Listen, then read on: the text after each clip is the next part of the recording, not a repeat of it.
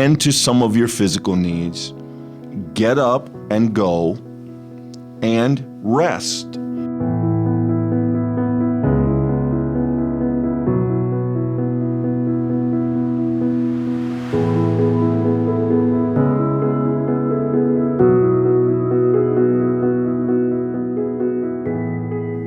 Hello again, friends. Welcome back to the Pastor Talk podcast. We are thrilled to have you joining us as we continue on now with this new series that we are calling Lenten Reflections. We are just changing our pace a little bit with these. They're a little bit shorter, and the intention behind them is less to study these texts that Clint and I have chosen as among our favorites, but rather to look at them and to see in them an invitation to our own life and faith. And so we hope that they're more meditations. We hope that they invite you in the week that is to come to be an opportunity to reflect and to grow deeper and dig deeper into your own faith and what God is doing in this Lenten season. And today we turn to one of Clint's chosen texts, which is a famous, often preached, often read and studied, and a text that I don't know that you would get to the bottom of. It's endless in its depth and wisdom, and we're excited to share it with you today. Yeah, I think one of the things that has sort of spoken to me about this text through the years, Michael, is there are times it just feels true.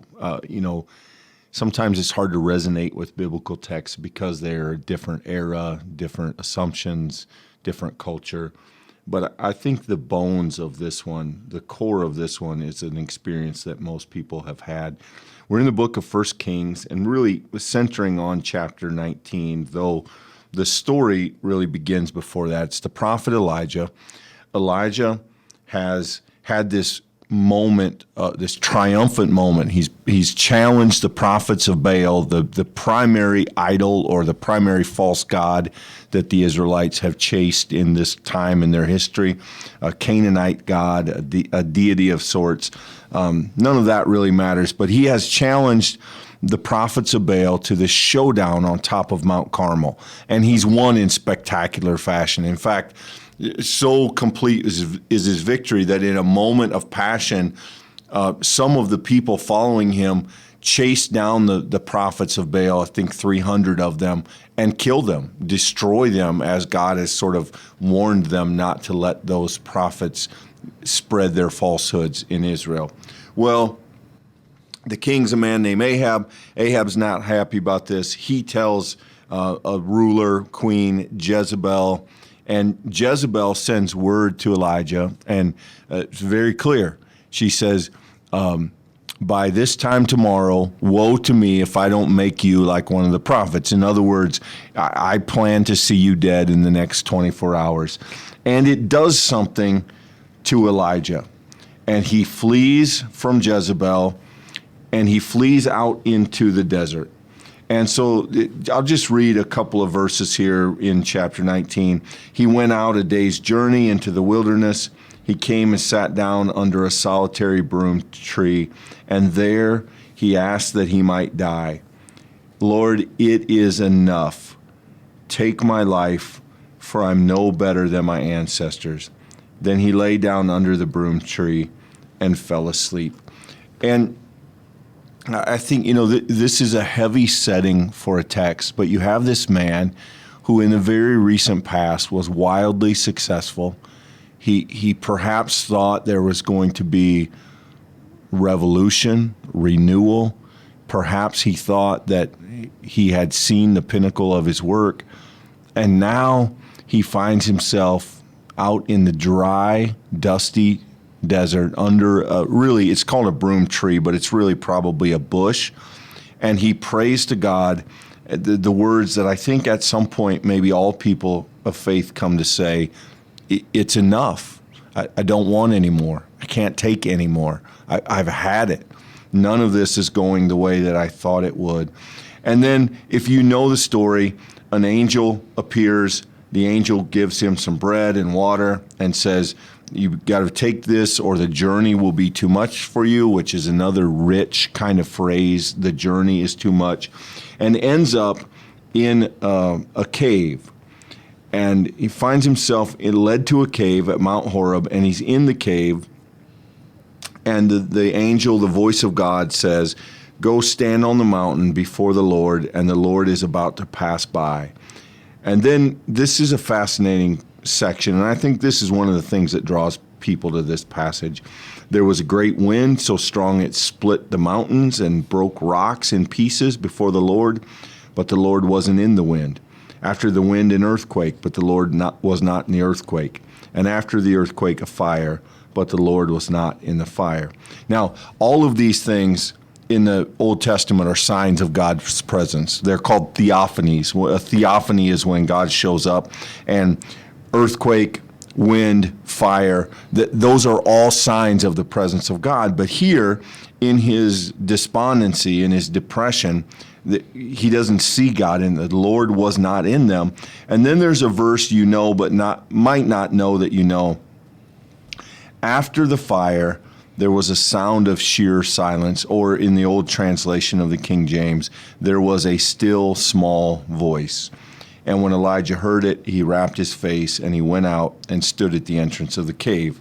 And then a voice comes to him, "What are you doing here, Elijah?" And Elijah and God have this moment, this discussion.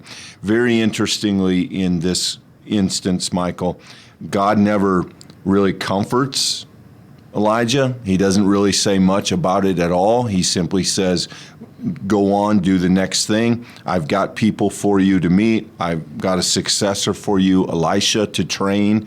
But there's not, in some ways, it doesn't feel like a compassionate moment. God doesn't say, "Oh, I'm so sorry you're feeling bad."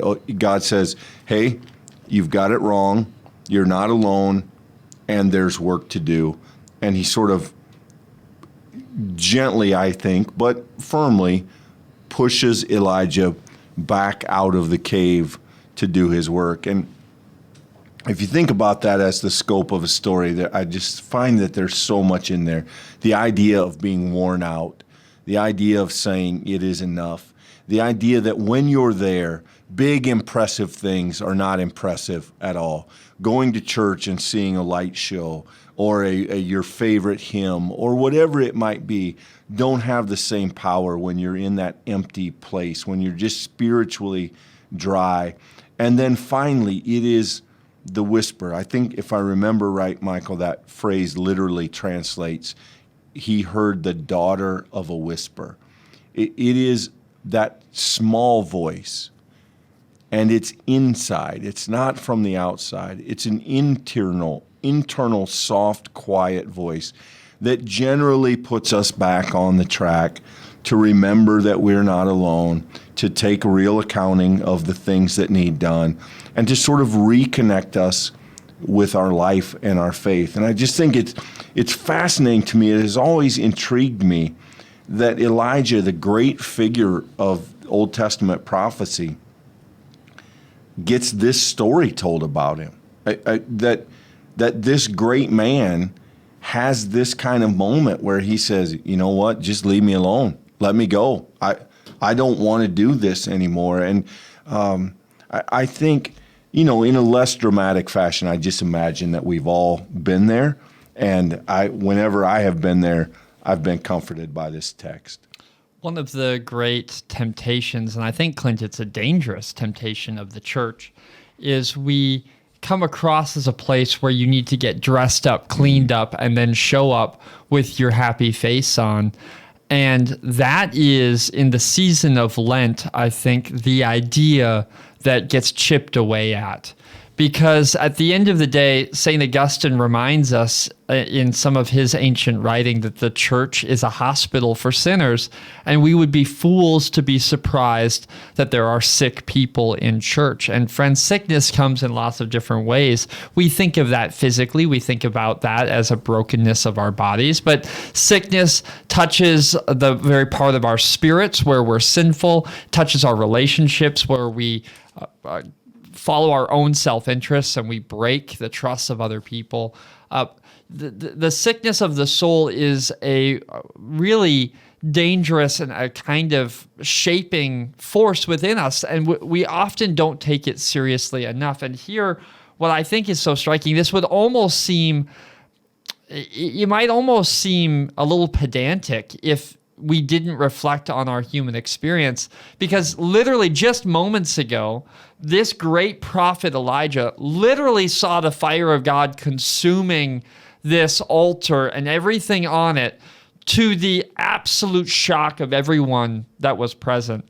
And now there's fire again, and God isn't in the fire. That instead, God lives as deep as that quiet, still, smallest voice that could possibly be heard. And that is exactly the human experience, I think, Clint. We will have one day where we feel great. We feel like a superhero. We feel like everything went our way. And then the next day, we're completely drained and we're stripped bare and we don't have the energy to do the next thing that is required. And a text like this reminds us that both of those are dangerous. It's dangerous to think that you will ever live on the mountaintop every day. It's dangerous to show up in church thinking that every time you show up, you need to be happy, healthy, and strong.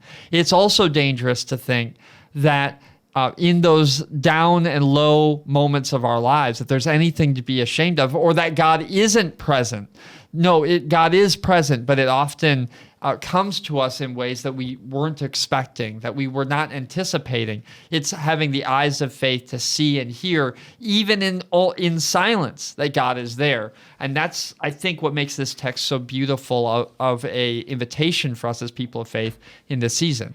There's a line where God is speaking with Elijah and essentially asking him what's wrong, though he phrases it as, why are you here? How did you get here? And what are you doing here, Elijah? Which is a fascinating, because God is not asking about his route, he's asking about his soul.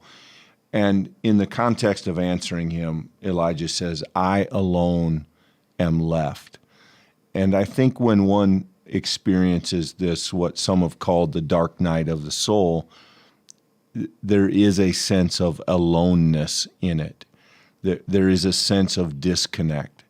There is a sense that I am by myself. And I think as Elijah struggles with that, it is fascinating that the traditional symbols and instances of God's presence, the typical signs that announce that God is here, don't speak to him at all. Instead, it's fine silence. It's a whisper. It's a quietness that embraces the way he feels, doesn't try to put a Band-Aid on it and say, well, let's just sing a song. Let's just do this. No, it is a recognition of where he is, even as God reassures him, you're not the only one left. There are others. I am with you. And I think that's just this is a beautifully rich text. I mean, I think you could read this text over and over and over again and would likely, depending on how you were when you read it, find something different in it each time. I've often thought, Michael, that Broomtree Presbyterian Church would be a pretty good biblical name for a church. The place where sometimes we come when we've had enough and we need to hear that simple, quiet voice of God again in order to regain some of our faith, some of our energy, some of our humanity. And if you don't know this story, I would suggest maybe you start with about chapter 18, read 19. You could go on to 20 if you wanted, but you'll need some of chapter 18 to really make sense of chapter 19. But I would commend this as a text that, particularly when you find yourself in those moments where life feels heavy, this is a good place to go. And I think only by way of emphasizing what you've already said, Clint, I think one of the great insights of this text is that it calls Elijah to the next step, to action, to do something. And that is a little counterintuitive. We live in a culture where the idea is treat yourself, sit down, rest. And there is a kind of lethargy that comes. If you're in the dark night of your soul, laying down and doing nothing is the prevailing temptation. If you find yourself at this moment really in a dark night, if you might even consider that when you wake up in the morning, you already start feeling fatigued and you don't know how you're going to make it through another day. If that's your place, the first thing is to reach out and have community. And most of the time that begins by talking with a professional or a pastor or someone who's going to help you identify what the next step is going to be. But it is essential, and I think it's important that you raise the point that what God says to Elijah with some compassion and love and tenderness, but yet with real conviction, is you shall go on your way. You shall anoint Hazael. You shall anoint Elisha. I mean, there's these shall statements are intended to show us that in those moments of life, trusting looks like doing. It may not look like calling down fire on the altar as had happened in the previous chapter, but it certainly looks like taking that next step. And I think many of us, Clint, especially if it resonates today and you sense and feel that darkness, or you sense and feel that struggle, if that's where you're at right now, then the call of this text may be to take the next step, to do the next thing. It will be brutally hard, but God is with you in it, and take heart in that. And I want to be careful, Michael, because I don't think this text is some sort of recipe for modern mental health. But I have always been intrigued by the idea that when the angel meets him there, the angel says, eat, drink, rest, and get up. And sometimes it is just in that moment re-engaging with the simple tasks of life rather than stay under the broom tree, rather than simply sleep and sleep and sleep. And there's a difference between sleep and rest. And I think that matters. But I find it fascinating here. Tend to some of your physical needs, get up and go, and rest. And you know, again, I want to make it very clear that I don't think this is trying to solve our mental health struggles. But I do find it compelling that in the text we see a man in a rough place who is called to re-engage some of the basic tasks of life slowly and methodically as he moves back toward health. And I don't think that's an accident.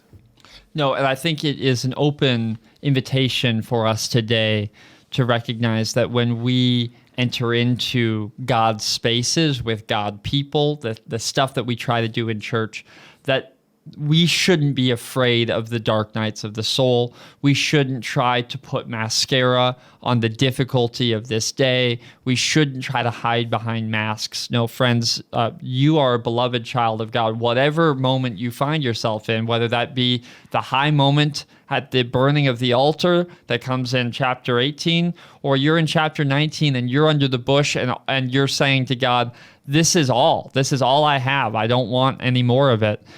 Everywhere on that spectrum, God is with you. And if we have but enough faith to look for God in those moments, it may sound like the mighty rushing sound of wind and fire, or it may sound like the absolute silence. And in both of those, God speaks, and in both of them, we will find the strength for today. Yeah, I think, it's just go, return on your way. And there's something beautiful in this story arc of a man who had great success and then great struggle and then goes on to continue to do great things. And in many instances where I found myself in a difficult, dry moment, I have resonated with this text. So if there are others out there who might be in a season of life like that, I encourage you to get to know Elijah's struggle and to take heart in knowing that those dark moments are not the end of the story. God sees us through them. Thank you, friends, for joining us today for this. I hope that you have been encouraged, and hope you'll join us next week as we continue on next week to the New Testament as we find another story to call us forward in our journey in Lent this year. Thank you.